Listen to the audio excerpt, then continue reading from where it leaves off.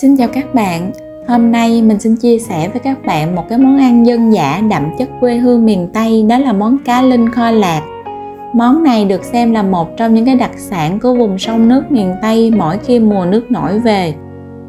Thịt cá linh thì béo ngậy, được kho cùng với nước dừa tươi ngọt thanh, kết hợp thêm với vị chua nhẹ của cà chua, hương thơm của hành lá, tạo nên một cái hương vị rất là đặc trưng của miền Tây mà mỗi người con khi xa quê cũng sẽ hay nhớ về. Cách làm của món cá linh kho lạc này rất là đơn giản và không tốn nhiều thời gian. Nào, các bạn hãy cùng mình vào bếp để thực hiện món ăn này nhé. Để nấu món này thì ở đây mình gồm có 500g cá linh non. Cá này ngoài chợ đã được người bán người ta mần sẵn rồi. Về nhà mình đỡ tốn nhiều thời gian để làm do cá linh non nó rất là nhỏ. Sau khi mua về thì mình sẽ rửa sạch qua với nước lạnh. Sau đó mình ngâm qua với nước giấm muối để cho cá nó sạch và không có bị tanh. Và ở đây mình có thêm là 300g bông điên điển, một lọn bông súng đồng, 2 trái cà chua, hành tây ở đây mình sử dụng là nửa củ, hành lá, ớt và một ít rau má. Tất cả các nguyên liệu này mình đã rửa sạch và để ráo nước. Gia vị thì mình có là 2 muỗng cà phê đường, 1 muỗng cà phê muối và 1 muỗng cà phê hạt nêm, 4 muỗng canh nước mắm. Trước tiên là mình sẽ đi ướp cá. Mình cho cá vào một cái thau và cho vào 1 muỗng cà phê đường, 1 muỗng canh nước mắm. Để cho cá kho được thơm và không có bị tanh thì mình sẽ ướp thêm vào đây đó là ớt băm, gốc hành lá và nửa củ hành tây đã được bào mỏng. Mình sẽ cho thêm vào đây là tiêu xay.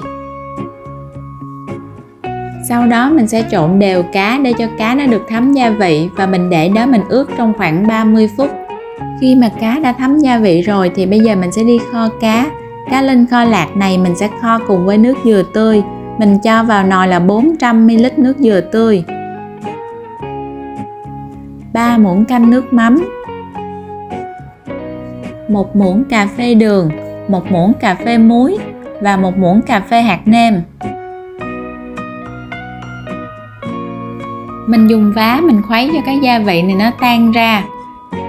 Và mình cũng cho thêm vào nồi nước kho này là ớt băm, gốc hành lá cắt nhỏ, 1 muỗng cà phê nước màu. Các bạn cũng có thể tăng giảm cái lượng gia vị để nó phù hợp với khẩu vị của mình nha. Ở đây mình kho cá với nước dừa tươi. Do nước dừa tươi nó đã có cái độ ngọt sẵn rồi nên mình không có để đường nhiều. Khi mà nước sôi lên rồi thì mình sẽ cho cà chua cắt muối cao vào.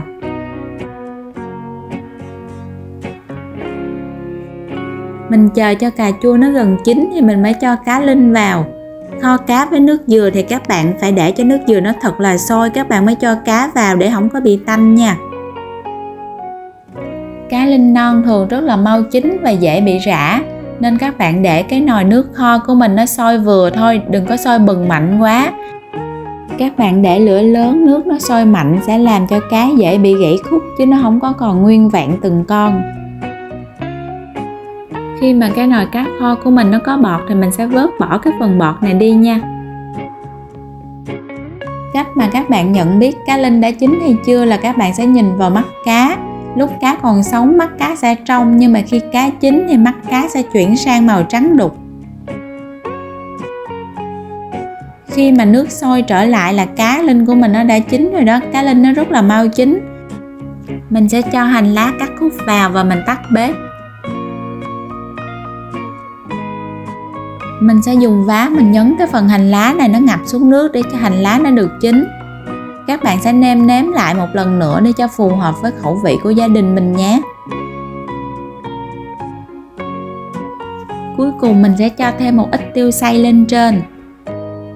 Và cho thêm một ít ớt trái vào để cho cái nồi cá của mình nó được hấp dẫn hơn. Khi làm cái món cá linh kho lạc này thì mình thấy có nhiều người sẽ cho cá linh vào kho cho nó thấm gia vị trước, sau đó mới cho nước dừa vào sau. Nhưng mà ở gia đình mình thì sẽ thường làm theo cách là sẽ nêm nếm một cái nồi nước kho trước, sau đó đun sôi rồi mới cho cá linh vào kho sau. thì sẽ tùy theo từng gia đình mà sẽ có những cái cách làm khác nhau nha các bạn. Ăn kèm với món cá linh kho lạc này không thể thiếu đó là bông điên điển và bông súng. Mình sẽ đi trộn cái phần bông điên điển và bông súng này. Mình cho vào đây là 2 muỗng canh đường, 2 muỗng canh nước mắm và 6 muỗng canh giấm.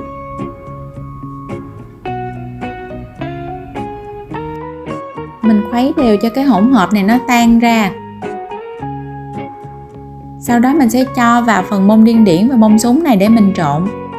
Mình không có trộn nhưng mà mình làm gỏi, mà mình chỉ trộn sơ qua để mình chấm với nước cá thôi.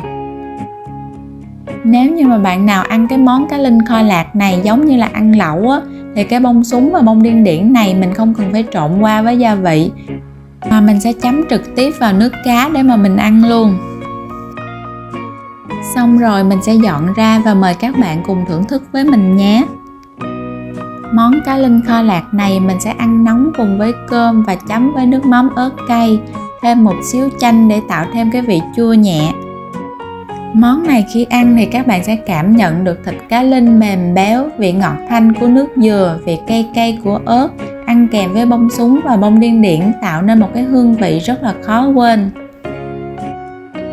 Cá linh ngoài làm món cá linh kho lạc thì còn được chế biến thành nhiều những cái món ngon khác như là canh chua cá linh bông điên điển hay là cá linh kho mắm, là những cái món ngon đặc trưng của mùa nước nổi. Cá linh non thường ngon nhất là vào lúc đầu mùa, từ cuối tháng 8 đến đầu tháng 9. Lúc này cá chưa có quá lớn nên xương mềm và rất là béo ngọt. Các bạn hãy thử vào bếp làm cho người thân và gia đình mình cùng thưởng thức và để lại dưới bình luận để chia sẻ cùng mình nhé. Cảm ơn các bạn đã theo dõi. Các bạn ấn đăng ký kênh để ủng hộ mình nhé. Goodbye!